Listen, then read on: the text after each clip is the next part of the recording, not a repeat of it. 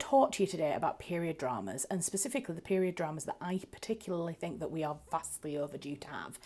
This has come off the back of the fact that there have been a few different period drama news things going out at the moment. There has been whatever this is from Emerald Fennell, which I think is supposedly supposed to be an adaptation of Wuthering Heights by Emily Brontë.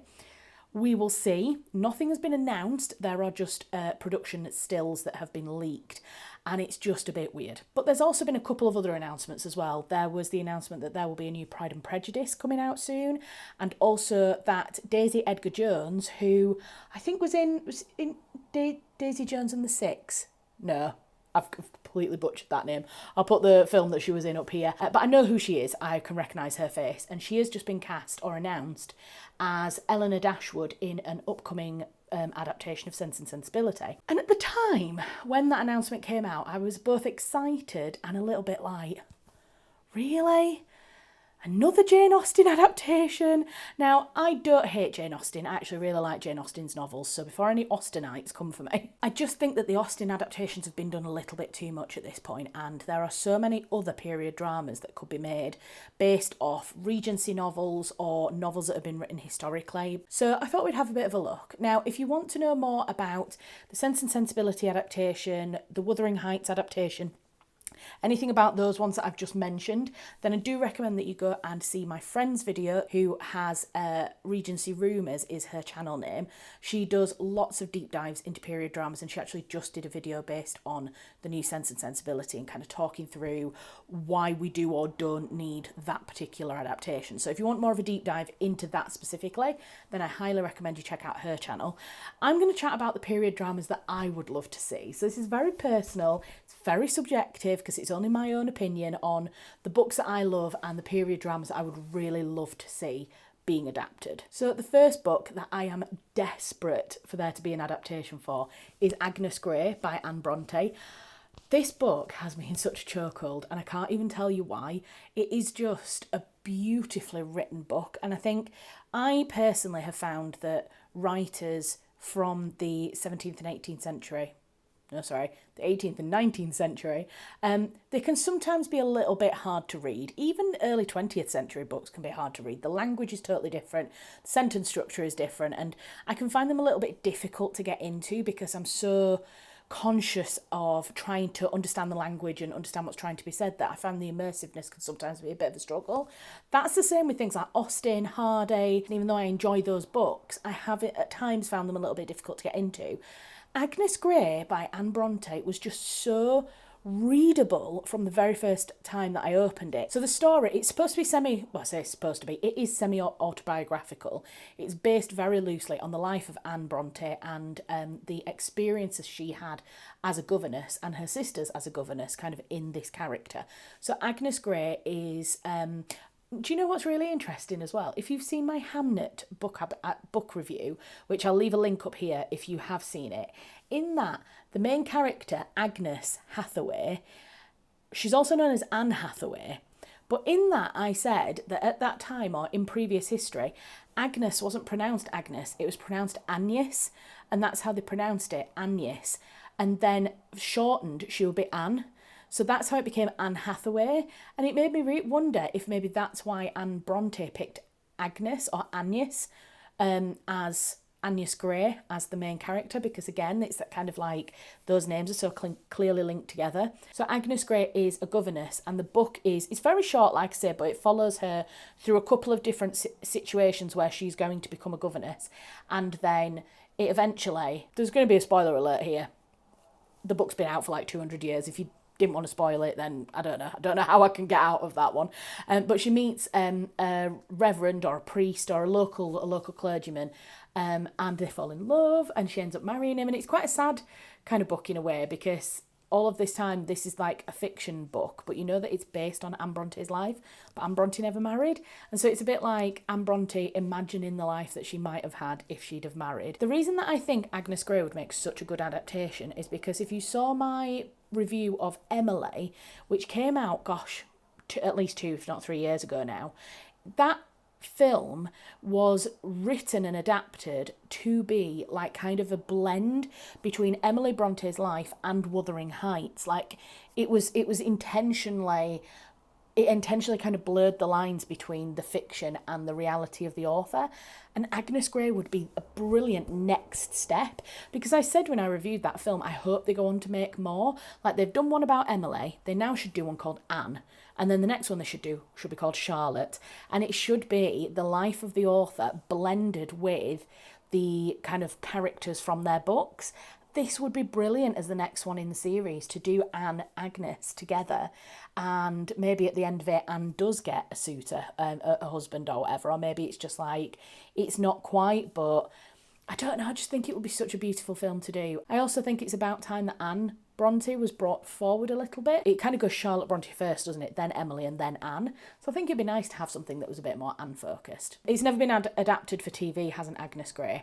But it did have a radio adaptation in 2017, and that radio adaptation was written by Rachel Joyce, who also wrote The Unlikely Pilgrimage of Harold Fry, which was really, really popular. So yeah, other than that radio adaptation in 2017, there hasn't been any other TV adaptations of Agnes Grey. So I definitely think, like I say, that we have this gap in the market for a film, certainly, of Agnes Grey by Anne Brontë. The next novel that I would really love to see adapted is The Mayor of Casterbridge by Thomas Hardy. I first read this, well, I actually did an audio recording. I wouldn't say it was like an audio book, because it was like a full dramatised version of it that I listened to. Once, a really long time ago, my mum bought me this CD pack. When you used to put CDs in your car, remember that? She bought me this CD pack of adaptations of classics and literary kind of classics, and one of them was The Mayor of Casterbridge. And I remember listening to it for the first time in my car when I was driving, and I loved it, absolutely loved it. And I think that that would be a really cool book, a really good book to adapt now. Now, it was adapted in 2003 for the TV. It was a TV series, and it starred Kieran Hines as the main character of Henchard, and it had a few other people in the main roles that you might recognise their faces, if not their names. So it has been adapted previously as well for the radio, and it had a silent film back in the 1920s when silent films, so it had a silent film adaptation. And there have also been a couple of Indian Bollywood adaptations of The Mayor of Casterbridge as well, which I think is really cool. So it has had adaptations, and it's probably, other than Far From the Madding Crowd, it probably is one of the more adapted versions of Thomas Hardy's novels. But I think it needs modernising. I think it would be really lovely to see what you could do now in the 2020s cinematically. So if you don't know the story of The Mayor of Casterbridge, basically there is a couple, Henchard and his wife Susan, I believe. Yeah, Susan. And they are a couple right at the beginning, and they get into a big fight and have an argument, and basically then they turn up into the town, and Henchard is really, really drunk, and he auctions his wife off, and he sells her to this seaman who is in town very briefly, and he agrees to marry Susan and basically says, I will take you. Susan has a baby at the time as well, and so Henchard sells his wife and his child while he's absolutely blind drunk. Susan goes off with the sea captain and goes off with him, and then the next morning Henchard wakes up and he's like, oh my god, what have I done? And he's really remorseful, and he tries to find Susan, and then he realises what he's done and can't find her. She's obviously disappeared. She's gone off with this sea captain, and so he swears off drink. He's like, I will not drink for another 21 years. So anyway, then years later, the sea captain's died, and so Susan decides to track down Henchard, and so she comes to Casterbridge to find that he has become a super successful businessman, and he's become the mayor of Casterbridge, and he is not only super successful and very rich, but he's known for being like really sober, and he's known for being very straight-laced and this, that and the other, which is completely at odds with what Susan remembers.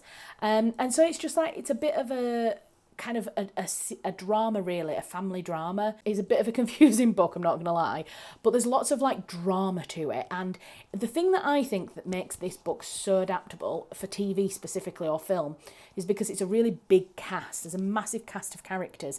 It's set in the town of Casterbridge, and so it can be really it'll lend itself really well to the TV. You can have lots of different people on screen. The book itself has already got a big cast of characters, but then when you do a TV series especially, you can kind of flesh out some of those more peripheral characters. Some of the people in the background of the book could become more lifelike in the actual show itself. So the other adaptations that I would really love to see is pretty much any George Eliot book. I love George Eliot. I specifically love Adam Bede. It's one of those books that just, I absolutely love it. It reminds me a lot of Far From the Madding Crowd. It's the same. It's kind of like countryside. It's got a lot of nature in it. It's kind of a bit of a love story. I mean, it is a love story in and of the plot, but it's kind of a bit of a love story to the countryside as well, and that kind of rural, Hardy-esque landscape of this period. It's just absolutely beautiful. So I would love to see any of them. I'd particularly love to see Adam Bede adapted. I think that would be a really good one. But also Middlemarch, which has been adapted quite a few times. So Middlemarch itself was adapted in 1994 for TV, and actually it was adapted by Andrew Davies, who did the BBC Pride and Prejudice. So he actually did Pride and Prejudice, came out in 95, I believe, or 96, and Middlemarch came out in 1994. So he kind of started with Middlemarch, and actually Middlemarch in 1994 is the kind of period drama that gets credited with birthing this kind of resurgence of interest in Regency novels and in period dramas. Like, why has 1994 been the only one? You know, you think about Pride and Prejudice, it had 1995, it had 2005 with Keira Knightley and Matthew McFadden, and now they're doing a third one. Why? Just leave the two that are there. They're perfect as they are. People like one or the other. I personally like both of them. I prefer the 2005 Keira Knightley version just because I'm a child of the noughties, what can I say? But, like, they're there and they stand alone, and we don't need a third one. What we do need is a second Middlemarch or a first Adam Bede. But do you know what I mean? This is what I'm saying. We need more variety in our period drama adaptations. So yes, Middlemarch was adapted by Andrew Davies in 1994. It is crying out for a new adaptation. Personally, like I say, I would really love to see Adam Bede adapted. I think that would be lovely. So Adam Bede is kind of like a love... It's not a love triangle, it's more of like a love rectangle, I think is how they describe it. Because there's 4 people in this kind of love rectangle, and 2 guys and 2 women, and they kind of all want to be with the other person. And it kind of all ends up a bit tragically, actually. Maybe that's why they've not adapted it. It's not the happiest of books, but it's very lush and it's very beautiful. And I think there's a lot of longing and there's a lot of that kind of yearning that people love in period dramas that I think would make Adam Bede really adaptable. Actually, I lie. I have just checked my notes, and Adam Bede has been adapted previously. It was adapted in 1991 with Patsy Kensit in one of the lead roles, but it has been adapted since, and I can't remember having ever seen that adaptation. To say how much I love Adam Bede, I don't think I've ever watched that. I probably only really realised that there was that adaptation when I did the research for this video. So I think I might watch that at some point. Be interesting. As I'm doing my period drama reaction video, maybe I can add that one into the list to watch. So I think those are the period dramas that I would really love to see come up soon. But I did also want to throw in some honourable mentions, because there are a few others that I don't really have the time to go into in depth, but others that I would love to see. Tess of the D'Urbervilles. We did have an adaptation in 2008 with Gemma Arterton, and I didn't realise it was Eddie Redmayne who was in the role of Angel Clare. Again, I remember Gemma Arterton very clearly in the main role as Tess, but I couldn't remember who the other people were. And then again, in the research for this video, I was like, oh my gosh, it's Eddie Redmayne. And I think really, especially because of like the discussion around women and female position and what it means to be a vulnerable woman, would be so interesting to be able to discuss now, as we are in 2020, with the very kind of vulnerable role of women as we are again at the moment. And I think we've not had any adaptations of Frances Burney's books, but I feel like Cecilia by Fanny Burney would be a really good adaptation, especially because it talks about, again, female position and like societal expectations of women. I think that would be a really interesting book to adapt. And like I say, it's never been done before. So it'd be cool to have something that hasn't ever been done. I know a lot of the other ones that I've discussed have already had like something in the 90s or the 80s or this, that and the other, but why not do something that's never been adapted before? I know it's a risk, and I know that now that studios only really want to do things that are financially viable, which is such a shame, because the very first time Sense and Sensibility was adapted or Pride and Prejudice was adapted, that was a massive risk, and look what a reward it was. Look how it succeeded. I also think that we are crying out for a Georgette Heyer adaptation. Now, I've looked into and been researching quite a bit of Georgette Heyer recently because she is the writer of my 1926 book. So if you don't know, I am doing 100 books over 100 years, and I'm doing that as a bit of a challenge, a reading challenge, and I'm in 1926, and yeah, I'm reading, what's it called? These Old Shades by Georgette Heyer. Not gonna lie, it's not going well so far. Just a little bit of a sneak peek. It's not quite as engaging as the last book was that I read. And she wrote one called The Convenient Marriage, and it seems, I was just reading the blurb of it, and it just sounds really interesting because it's a couple who marry for convenience, as you might guess by the title, but then they kind of slowly fall in love. But it's kind of, it sounds very cliche because obviously there are so many stories out there with a man and the woman they marry and they hate each other and then they get back together and then they decide they love each other. But like the way that A Convenient Marriage is written is, it's very much like the man falls in love with the woman before she falls for him, and I like that, and it would make such a good adaptation for TV, like if, especially if people wanting something that had a bit of that Bridgerton feel to it, a bit of that kind of the romance side of it. So to summarise, I think basically what I just want is something new. I just want something that's not been done for a while, or that is something that is completely new, something fresh, like a fresh take on an adaptation would be really nice. I do think that a lot of, I've already just said this, but like I do think that a lot of TV stations and production companies now are going for things that are safe, or trying to recreate, like I said, the Bridgerton effect. We've had some really bad period dramas recently. I'm thinking about that awful adaptation of Persuasion. Nothing against the cast. Dakota Johnson is beautiful. Just need to try a little bit harder, I think, do a lot of studios at the moment and production companies and things to just kind of find what the 2020s period drama kind of vibe is.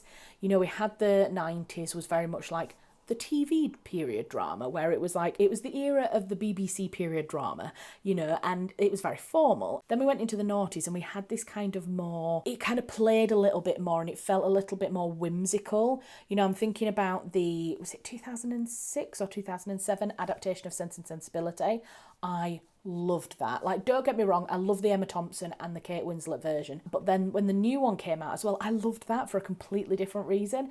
And it was more whimsical, it felt more romantic, it had more escapism to it, I feel, than the period drama, the kind of more stuffy period drama ones had. Same with 2005 Pride and Prejudice, it had that kind of immersing in nature. Nature was so much a part of it, and it had that kind of whimsy. It made me want to disappear into, you know, the 18th century. And then now we're in the 2020s and I feel like period dramas have got a little bit lost. I feel like we haven't really found the vibe yet. I kind of like this kind of playing with the genre, the bending of history and almost fantasizing the period dramas. You know, I think like My Lady Jane, absolutely loved that. That was a kind of a retelling of history, you know, if Lady Jane hadn't been killed. Bridgerton does as well. Bridgerton plays with the genre. It's meant to be kind of in a fantasy world, and that kind of thing. I do like it. I just also don't think it's necessary for everything. And if it doesn't suit the tone of the book, then don't do it. And I think we need some period dramas that kind of delve into female position a little bit more and kind of explore what it meant to be a woman in this time, what it meant for a woman to be married or to remain unmarried. Now, I know I do have a little bit more of an investment in that kind of narrative and in that question. I've written 2 books, non-fiction books about women's history, kind of questioning that, women who did marry, women who didn't marry. But I feel like we could do that with period dramas. We could look more at the political situation of the time, the female position, societal differences, kind of scandals, not even like in a sensationalized way, just like how a woman could become embroiled in a scandal so quickly and how her reputation would be so changed. Like, I just want more commentary. I want deeper narratives. So that's it. That's my thoughts. That is just a little bit of my opinion. Am I going to watch the new adaptations when they come out? Probably. Am I going to comment on them? Almost certainly. You know, it's one of those things, you know, it's hard to be a creative and it's hard to be a filmmaker, especially at the moment in the world. It's difficult. And so I sit here in a chair talking to a camera about what I want them to do and what I don't want them to do. I appreciate that it's very difficult and it's hard to get projects greenlit by production companies and by streaming platforms. There are probably people out there that have tried to get adaptations through the door of the books that I'm talking about. But, you know, just need to keep banging on the doors, don't we? So yeah, this is my little thought on what I would like to see. Let me know what you would like to see. If you've got a favourite Regency book or period book that you would really love to see adapted as a period drama, let me know what it is. I'd love to start a conversation on it. So that's it. I'm going to get off my nerdy soapbox and I'm going to stop. Let me know what you think. Thank you very much for watching this video. If you are one of my lovely subscribers, thank you. If you're not already subscribed, please do subscribe to the channel. And yeah, I will see you in my next one. Bye.